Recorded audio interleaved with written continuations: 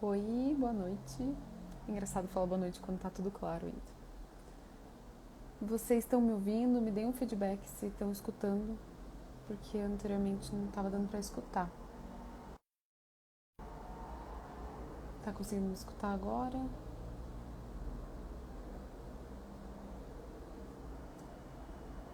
Agora foi? Ah, beleza, obrigada. Boa noite, Bia. Seja bem-vinda. Então, como eu estava falando, hoje a gente vai falar sobre a diferença do TDA para o TDAH. Você já ouviu falar de TDA? Tá. Então, a gente vai conversar sobre a diferença dos dois, tá? Chama uma pessoa que você sabe que tem TDAH, ou que acha que tem TDAH, ou que convive com alguém que tem TDAH, para ela entender essa diferença do TDA para o TDAH, tá? É, muita gente não sabe, né, qual que é a diferença, muita gente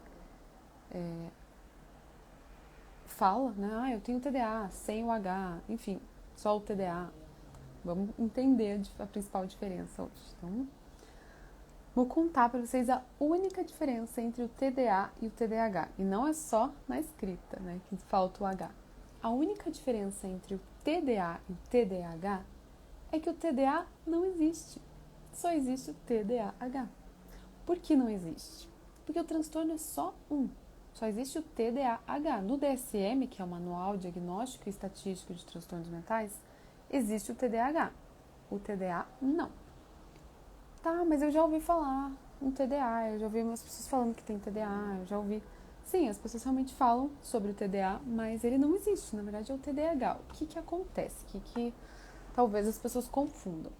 Existem os subtipos do TDAH, que são predominantemente desatento, que tem a maior parte dos sintomas de desatenção, predominantemente hiperativo e impulsivo, maior parte dos sintomas hiperativos e impulsivos, e o tipo misto, apresentação combinada, que são as duas coisas. Mesmo que a pessoa não seja hiperativa, então, é aí que está a questão, Lauren, isso mesmo que eu vou falar agora. O TDAH é um transtorno que envolve uma tríade. Então, o TDAH envolve obrigatoriamente desatenção, hiperatividade e impulsividade.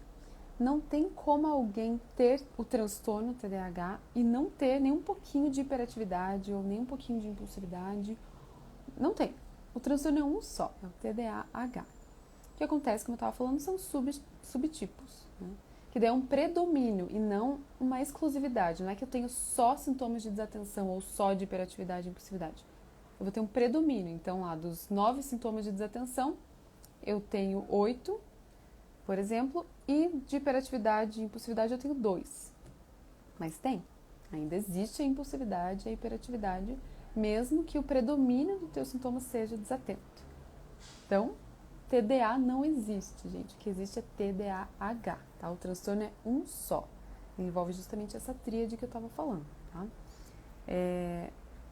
O TDAH ele é um transtorno bem heterogêneo. O que significa heterogêneo? Que varia de pessoa para pessoa, de acordo com cada organismo, de acordo com cada criação, história de vida, enfim.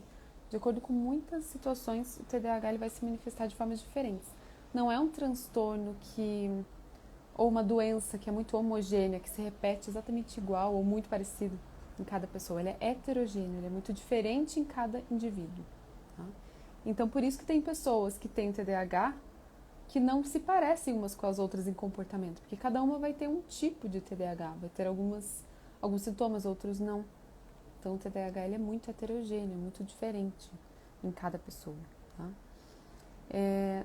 Então, todo mundo vai ter essa combinação dessa tríade, tá? Todo mundo que tem TDAH, que é um transtorno só, não tem como não ter a hiperatividade, tá? Vai ter a tríade de desatenção, hiperatividade e impulsividade, tá? Se uma pessoa, que nem a Lori falou ali, né? Mesmo que a pessoa não seja hiperativa, se uma pessoa, ela apresenta desatenção, muita desatenção, mas zero de hiperatividade, zero de impulsividade, assim, nada mesmo, nem um sinalzinho, talvez não seja o TDAH. Pode ser um problema com ansiedade, um transtorno de ansiedade, um transtorno de humor, tipo a depressão. Pode ser falta de sono, algum distúrbio do sono, pode ser alguma dificuldade específica ali da pessoa. Pode ser muita coisa, sabe? Pode ser alguma coisa do contexto, a forma como ela foi criada, que ela não foi ensinada algumas coisas, enfim, a criação dela mesma, a história de vida. Pode ser muita coisa, tá? Mas pode ser que não seja o TDAH. Se a pessoa tem zero hiperatividade, zero impulsividade, pode ser que não seja o TDAH. Pode ser outra coisa que parece o TDAH por causa dos sintomas de desatenção ou outros sintomas. Mas o TDAH pode não ser, tá? É por isso que é muito importante fazer a avaliação bem certinha do TDAH, porque ninguém quer fazer uma avaliação, ninguém quer ficar na dúvida, né? Ninguém quer achar que tem TDAH e na verdade tem depressão, na verdade tem um distúrbio do sono. Ninguém quer ficar nessa dúvida. Então, por isso que não dá para fazer uma avaliação muito rápida e muito superficial, porque precisa avaliar muitos critérios, muitas situações. Hoje mesmo estava fazendo uma avaliação, duas na verdade, e são muitas coisas para avaliar. A gente vai lá desde a gestação, investigando ali cada aspecto da gestação, passa pelos primeiros anos de vida, infância, adolescência, idade adulta, as áreas da vida, a gente vai investigando cada item, todos os tópicos possíveis, para a gente poder ter certeza do que é. Porque se eu tô lá investigando uma pessoa que acha que tem TDAH e realmente ela parece ter por causa da desatenção ou por alguma outra questão, mas daí eu vou investigando e vejo que ela não apresenta algum dos critérios básicos para o TDAH. Então, ela tem desatenção, mas é apenas em uma área da vida. Ou, sei lá, ela tem desatenção, mas não tem nada de hiperatividade e impulsividade. Mas ela tem uma questão ali com o sono. A gente vai juntando, vai montando um quebra-cabeça, por isso que precisa de várias informações, e a gente vai entendendo que nem sempre é TDAH, nem tudo que a gente acha que é TDAH é de fato. Pode ser confundido com vários outros transtornos, tá? A bipolaridade também compartilha alguns sintomas, depressão, o autismo, tem vários transtornos que compartilham sintomas com o TDAH. Então, por isso que é importante fazer uma avaliação bem minuciosa para entender de fato o que é, para você não ficar na dúvida e não ter um diagnóstico errado e assim não poder tratar corretamente o que de fato você tem, certo? Uma das coisas que envolve, né, o TDAH é uma disfunção dopaminérgica. Então, é uma disfunção no circuito dopaminérgico, né, do neurotransmissor dopamina no cérebro. Cada neurotransmissor é responsável por várias funções no nosso cérebro e a dopamina ela é responsável por regular a atividade motora, controle inibitório, sistema de recompensas que tem a ver com um resultado gratificante de algo, né, um resultado ali que você vai ter, uma gratificação. Atenção também, a dopamina também ajuda a regular a atenção. Então, olha, se a gente for ver, ajuda a regular a atividade motora. Hiperatividade tem muito a ver com atividade motora, certo? A atenção, por si só, né? Vamos lembrar da tríade do TDAH. Desatenção, hiperatividade e impulsividade. Então, a dopamina, ela tem uma função, né? Tem várias funções e uma delas é regular a atividade motora, hiperatividade, né? A gente pode correlacionar. Atenção, desatenção. Cognição, funcionamento executivo, então de executar tarefas, colocar em ação. E no sistema de recompensa. O sistema de recompensa tem muito a ver com a impulsividade, porque a impulsividade nada mais é do que eu quero um resultado agora, eu quero uma recompensa agora. A gente precisa muito conseguir controlar essa questão das recompensas, e daí que vem a impulsividade, né? A impulsividade é justamente o contrário, não conseguir controlar essa questão de quando eu vou ter um resultado, quando eu vou ter uma recompensa. Então, considerando que a dopamina está envolvida com todas essas funções e ela passa pelos 3 aspectos da tríade do TDAH, desatenção, hiperatividade e impulsividade, a gente consegue entender ali que o transtorno é um só. Ele é uma coisa só. Então, se quem tem TDAH tem uma disfunção do circuito dopaminérgico, vai ter problemas, né? Vai ter uma disfunção com cada um desses itens que eu falei para vocês. E vocês viram que tem um componente dos 3 ali na disfunção dopaminérgica, na função que a dopamina exerce no cérebro. Então, ele é um transtorno só, que acaba respingando em várias áreas, em várias partes do cérebro. Mas essa tríade, ela é regra para o TDAH. Tá? Então, lembrem disso.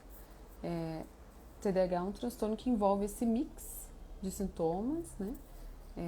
De áreas, né, que é a desatenção, a hiperatividade, a impulsividade, são sintomas macro, que geram sintomas micro, né, menores, como consequência da desatenção, da hiperatividade e da impulsividade, mas não existe o TDAH sem um desses componentes. Então, é uma tríade. Tá? Para resumir para vocês, não existe TDAH sem o H, né? Só o TDA.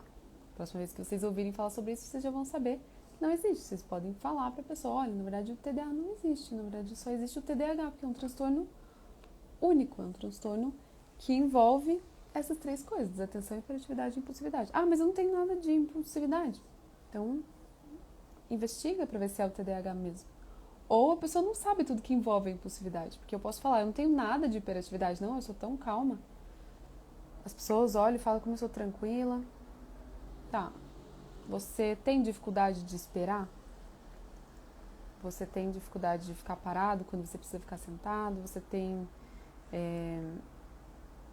a tua atividade mental é muito acelerada? Ah, sim, tem um pensamento acelerado, mas é porque eu sou ansioso.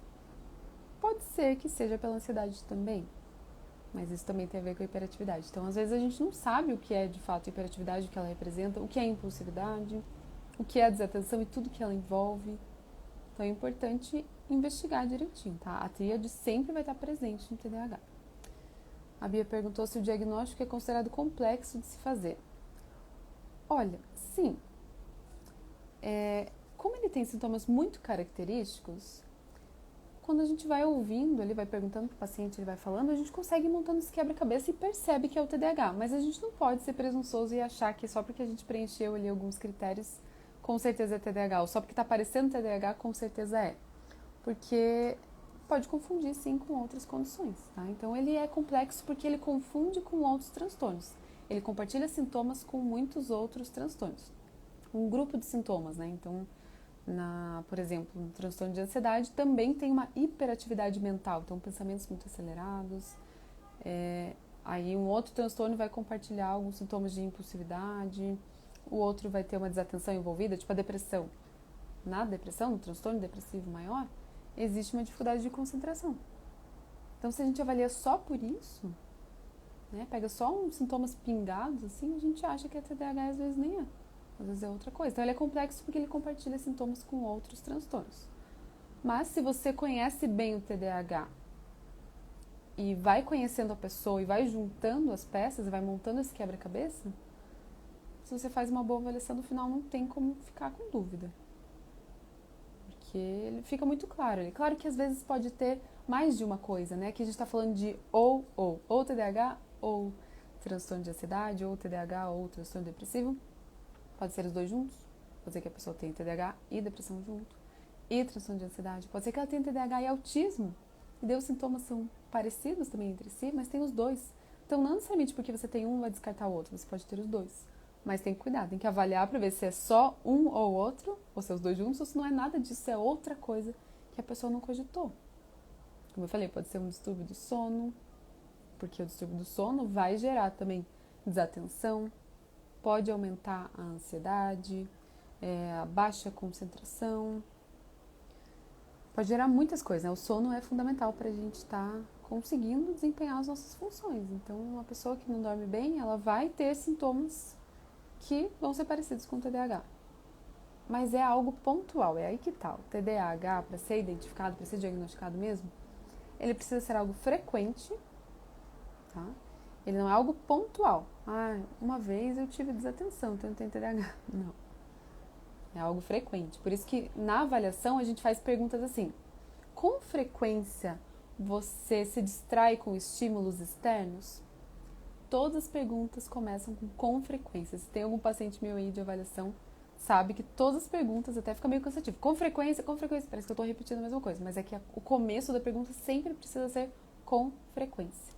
Porque o TDAH não é um transtorno pontual, que vai se manifestar de forma pontual.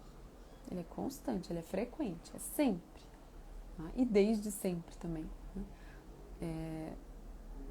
Começa a surgir na infância. Tem alguns estudos, se alguém tem aqui o e-book, né, o meu e-book, sabe que tem alguns estudos que estão mostrando que o TDAH pode começar a se desenvolver na idade adulta. Mas são estudos recentes que não são conclusivos ainda. Então, não necessariamente a pessoa precisa ter tido na infância para ser considerado TDAH na idade adulta. Mas até então a informação oficial Mas com mais pesquisas é que sim, é que ele se desenvolve na infância porque ele é um transtorno do neurodesenvolvimento. Então, quando o cérebro está se desenvolvendo, é aonde vai acabar desenvolvendo o TDAH. Né? Como funciona a avaliação? Quantas sessões? Tá? Então, funciona assim a avaliação. A gente faz assim, eu costumo começar com 3 sessões, assim, o básico são 3 sessões, tá? Por quê? O que eu faço? Né? Primeiro eu faço a anamnese, que são várias perguntas, desde a gestação até a idade adulta. Depois a gente faz a análise dos sintomas do TDAH, então a gente pega lá os 18 principais sintomas do TDAH, 9 de desatenção, 9 de hiperatividade e impulsividade, e a gente vai avaliar se você tem aquilo hoje, na idade adulta, e se você também tinha isso na infância. Então a gente faz a mesma pergunta para os 2 momentos de vida. Faz toda essa avaliação. Depois vai entender se esses sintomas atrapalham na sua vida, se eles te trazem prejuízo, ou se é só algo que é incômodo, mas não traz nenhum prejuízo, eu consigo driblar. Daí pode não ser o TDAH, porque o TDAH tem bastante prejuízo, sim. Se está presente desde a infância, ainda é um critério, mas que tenham pesquisas apontando a possibilidade do contrário, mas ainda é um critério do TDAH ter os sintomas antes dos 12 anos de idade. Antes era 7, aí mudaram para 12. Tá? Então a gente faz toda essa análise, né, dos sintomas e daí dos critérios que envolvem o TDAH. Depois tem uma psicoeducação, que é explicar melhor sobre o que é o transtorno. Tem uma entrevista com a família também, porque uma coisa é a pessoa estar falando ali, não, eu percebo tudo isso em mim, eu tenho todas essas dificuldades. Complementa muito quando eu ouço um familiar.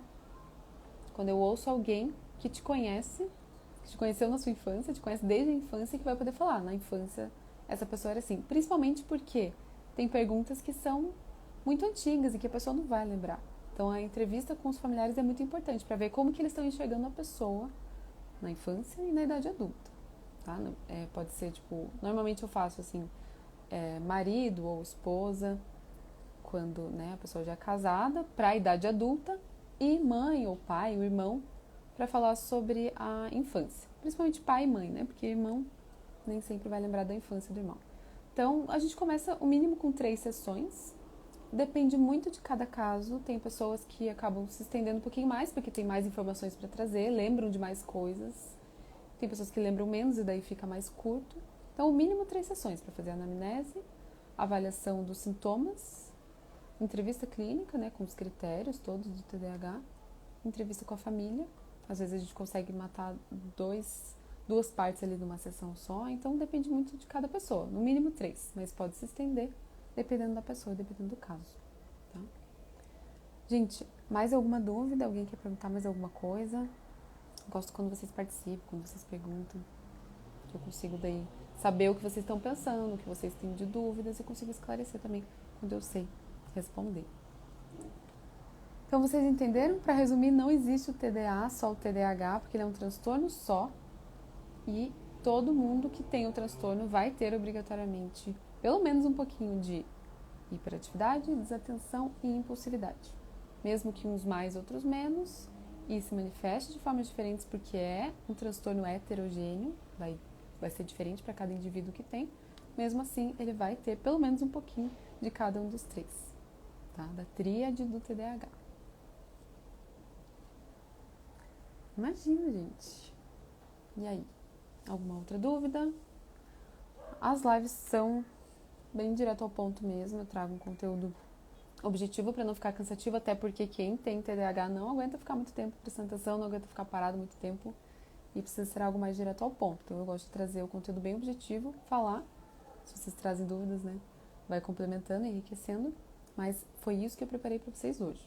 Vocês ficaram com alguma outra dúvida? Não necessariamente vocês precisam perguntar por aqui também, tem gente que não gosta de falar aqui. Vocês podem falar numa caixinha de perguntas quando eu coloco, por exemplo, ou no meu direct mesmo, tá? Fiquem super à vontade para esclarecer dúvidas. Ai, que bom, fico feliz, Bia. Obrigada pelo feedback.